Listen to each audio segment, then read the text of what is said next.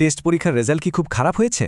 আর এইচএসসিতে ভালো একটা ফলাফল করাটা এখন অসম্ভব বলে মনে হচ্ছে? যদি এমনটা মনে হতে থাকে তাহলে পরের কয়েকটা মিনিট একটু মন দিয়ে শুনুন। কারণ আজকে আমরা দেখব কিভাবে একটা সলিড ডেটা নির্ভর গাণিতিক প্ল্যান দিয়ে মাত্র ১০০ দিনেও পুরো খেলার মোড় ঘুরিয়ে দেওয়া সম্ভব। চলুন আর কোনো ভূমিকা না করে সরাসরি হিসাবে ঢুকে পড়া যাক। এই যে প্রশ্নটা দেখছেন, এই মুহূর্তে হয়তো এটা অনেকেরই মনের কথা। টেস্ট পরীক্ষার পর যে একটা ভয়, একটা হতাশা কাজ করে, সেটা খুবই স্বাভাবিক। কিন্তু এই প্রশ্নটা শুধু একটা প্রশ্ন না, এটা আমাদের আজকের পুরো আলোচনার একদম কেন্দ্রবিন্দু। ঠিক এখান থেকেই শুরু হবে আমাদের কামব্যাকের স্ট্র্যাটেজি। আচ্ছা, কোনো সমাধানের দিকে যাওয়ার আগে সমস্যাটা ঠিক কতটা বড় সেটা তো পরিষ্কারভাবে বুঝতে হবে, তাই না? এখানে কোনো আবেগের কথা হবে না, কোনো সান্ত্বনার বাণীও নয়। চলুন সরাসরি কিছু সংখ্যা দিয়ে পরিস্থিতিটা একটু বিশ্লেষণ করে দেখি। এইচএসসি জীবন শুরু হওয়ার পর থেকে টেস্ট পরীক্ষা পর্যন্ত একজন শিক্ষার্থী হাতে সময় পেয়েছে প্রায় ৫০০ দিন। হ্যাঁ, ঠিকই শুনছেন, ৫০০টা দিন। এই সময়টা কিন্তু মোটেও কম নয়।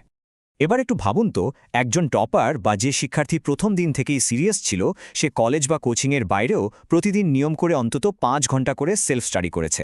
এটা একটা গড় হিসাব, কিন্তু খুবই বাস্তবসম্মত। তাহলে হিসাবটা কি দাঁড়ালো? ৫০০ দিন আর প্রতিদিন ৫ ঘন্টা করে, তার মানে প্রায় ২৫০০ ঘন্টার এক বিশাল পড়াশোনার ব্যবধান। যারা এতদিন ঠিকমতো পড়াশোনা করেনি তাদের সাথে একজন টপারের এটাই হলো মূল পার্থক্য। এটা কোনো অনুমান নয়, এটা হলো স্টাডি ডেট বা পড়াশোনার ঘাটতির কঠিন বাস্তবতা। চ্যালেঞ্জটা এখন আমাদের সামনে একদম পরিষ্কার।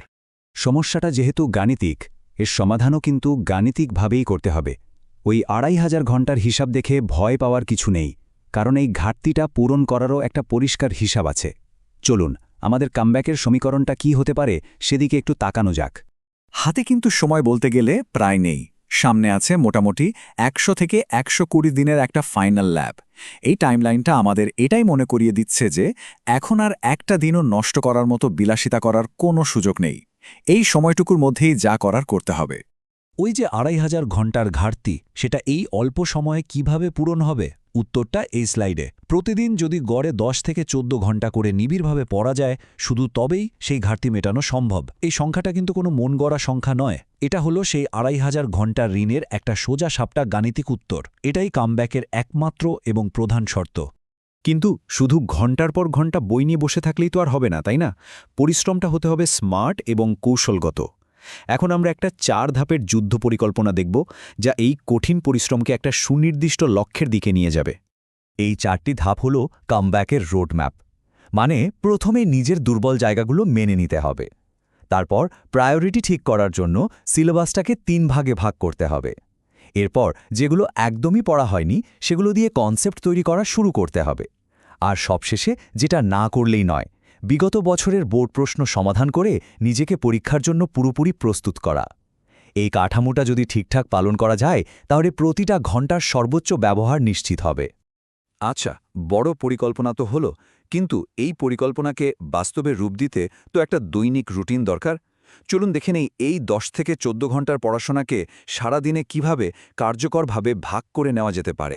এখানে একটা মডেল রুটিন দেওয়া আছে। সবচেয়ে গুরুত্বপূর্ণ বিষয় হল, দিনের শুরুতে যখন মস্তিষ্ক একদম ফ্রেশ থাকে তখন আইসিটি বা ইংরেজির মতো কঠিন বা একটু বিরক্তিকর বিষয়গুলো রাখা হয়েছে। এরপর গণিতের মতো বিষয় যার জন্য মনোযোগ দরকার, আর দিনের পরের ভাগে রাখা হয়েছে রিভিশন বা মুখস্থ করার মতো কাজগুলো। অবশ্যই এই রুটিনটা নিজের মতো করে সাজিয়ে নেওয়া যেতে পারে, কিন্তু মূল যুক্তিটা একই থাকবে। এই পুরো পরিকল্পনাটা কাগজে কলমে যতটা সহজ মনে হচ্ছে, বাস্তবে এটা তার চেয়ে অনেক বেশি মানসিক শক্তির পরীক্ষা নেবে। সত্যি বলতে রুটিন বানানো খুব সহজ, কিন্তু আসল যুদ্ধটা হবে নিজের মনের সাথে। চলুন দেখি সেই লড়াই কিভাবে জেতা যায়। এই স্লাইডটা সম্ভবত সবচেয়ে গুরুত্বপূর্ণ। দেখুন, বাম দিকে আছে পরাজিতদের মানসিকতা।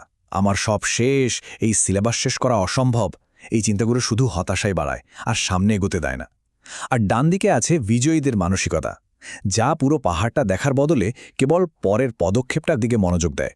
আজ শুধু এই ৫ পৃষ্ঠা পড়ব। এই ছোট ছোট লক্ষ্য পূরণ করতে করতেই একসময় পুরো সিলেবাস শেষ হয়ে যাবে। প্রতিদিনের এই ছোট জয়গুলোই কিন্তু আত্মবিশ্বাস ফিরিয়ে আনবে। একটানা ১০০ দিন ধরে এমন রুটিন মেনে চলা কোনো স্প্রিন্ট নয়, এটা একটা ম্যারাথন। তাই শরীর আর মন দুটোরই যত্ন নিতে হবে। ঠিকমতো ঘুম, ভালো খাবার আর নিজের উপর বিশ্বাস রাখাটা এই যাত্রায় টিকে থাকার জন্য অপরিহার্য। আর সবচেয়ে বড় কথা হলো, আর ভাবার সময় নেই, সবচেয়ে কঠিন কাজটাই হলো শুরু করা, এবং সেটা করতে হবে ঠিক এই মুহূর্তে। সব বিশ্লেষণ শেষে এখন সিদ্ধান্ত নেওয়ার পালা। অঙ্কটা সবার সামনে পরিষ্কার, একটি কার্যকর পরিকল্পনাও হাতে রয়েছে। এখন প্রশ্ন একটাই, এই মুহূর্ত থেকে কি লড়াইটা শুরু হবে? উত্তরটা প্রত্যেককে নিজের ভেতর থেকেই খুঁজে নিতে হবে।